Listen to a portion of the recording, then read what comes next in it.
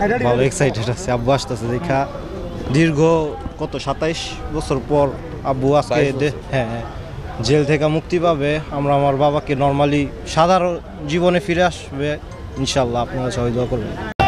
প্রথমত তারেক জিয়ার 31 দফা দাবি আজকের এই দিনে আমরা ঐক্যবদ্ধ হয়ে ওয়াদা করছি যে আমরা বাস্তবায়ন করবই করব।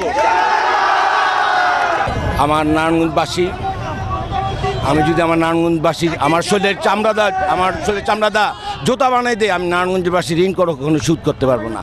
আমরা রাজনৈতিকভাবে যে এই ধরনের হ্যায় প্রতিপন্ন হয়েছি শেখ হাসিনা গভর্নমেন্টের দ্বারা, আমাদের নেক্সট জেনারেশন এই ধরনের সম্মুখীন যেন না হয়, এই জন্য আমরা সর্বোচ্চ সব ধরনের ভূমিকা রাখব।